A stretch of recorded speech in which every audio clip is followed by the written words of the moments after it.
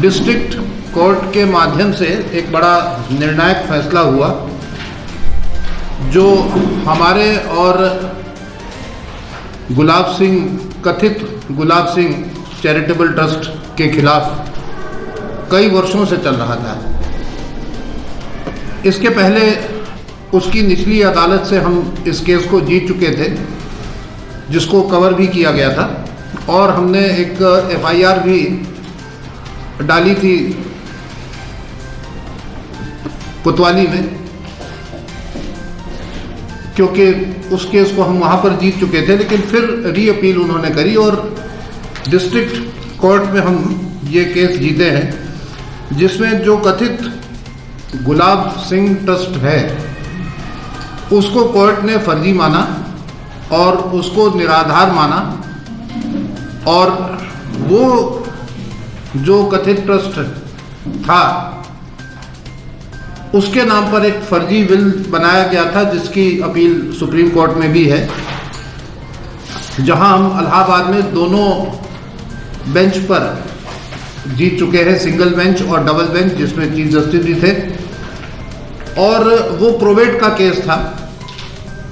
ये जो ट्रस्ट बनाया गया है, ट्रस्ट डीड बनाई गई है, ये उसके ऊपर केस लगाया गया था कि ये सही है या नहीं, और कोर्ट ने हमारे वर्जन को, हमारे दृष्टिकोण को सही ठहराते हुए जो लोअर कोर्ट का फैसला था उसको डिस्ट्रिक्ट जज ने भी एज इट इज माना और उस पर अपना निर्णय दिया।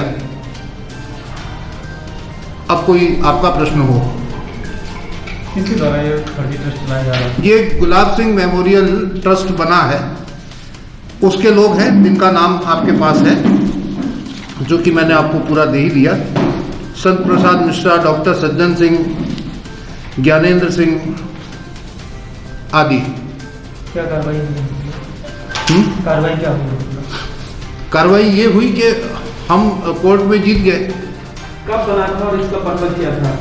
इसका जो पर्पस था वो ये था कि इस विल के माध्यम से सारी जो राजघराने की संपत्ति है ये उसमें ट्रांसफर करने की कोशिश करी गई थी, साजिश करी गई थी, षड्यंत्र करा गया था। और उसको जब ट्रस्ट ही अब नहीं एक्सेप्टेड हुआ, जो ट्रस्ट बनाया है वही फर्जी हो गया माननीय डिस्ट्रिक्ट कोर्ट के माध्यम से और उसकी लोअर कोर्ट के माध्यम से, तो उसका अस्तित्व यहीं समाप्त हो जाता है। किस सन में बनाया गया है?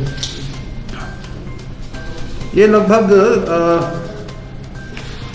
95-97 ऐसा कुछ था, डेट हमको एग्जैक्टली याद नहीं है, लेकिन जो उसमें निर्णय आया है। जिन्होंने ये ट्रस्ट बनाया था, क्या वो राजघराने से जुड़े हुए थे? देखिए, राजघराने से तो कहने के लिए यहाँ का एक एक बच्चा जुड़ा है, लेकिन जिसको इमीडिएट फैमिली कही जाती है वो जो कोर्ट या जो संविधान कहता है या जो हिंदू एक्ट कहता है वो तो वही कहता है कि जो माँ और बाप और उसके बेटे, उसको इमीडिएट फैमिली कहा जाता है। यहाँ तक कि जब बेटे की शादी हो जाती है तो वो भी इस चीज़ से अलग हो जाता है।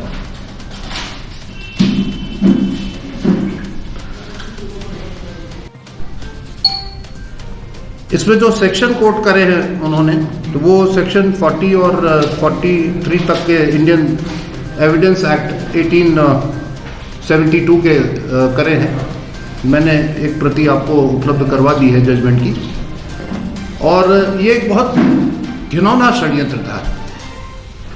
यहाँ ये बात कहनी बहुत ज़रूरी है कि लगभग 30 वर्षों से हम लोग इसी में जूझ रहे हैं, और कभी यहाँ की कोर्ट, कभी इलाहाबाद की कोर्ट, कभी सुप्रीम कोर्ट, कभी कहीं, तो वो षड्यंत्र पर एक जगह पर हम लोगों को एक बहुत बड़ी राहत मिली है, और ये महामृत्युंजय की कृपा, असीम कृपा रही है कि सत्य की जीत हुई। अब जब ट्रस्ट ही नहीं रहा तो स्वाभाविक बात ये बनती है कि जो सुप्रीम कोर्ट में ये प्रोबेट पे चलाए हैं वो तो चूंकि सारी प्रॉपर्टी और सारा सत्य जो था वो ट्रस्ट पे डाला गया था। अब जब ट्रस्ट ही नहीं रहा तो वहां पर भी ये निश्चित रूप से हम लोग वहां कंसल्ट करेंगे अपने लॉयर से कि इसका सत्य क्या रहता है या उस केस का भी औचित्य क्या रहता है। हाँ, क्योंकि निजी कोर्ट ने ही बनाए हुए ट्रस्ट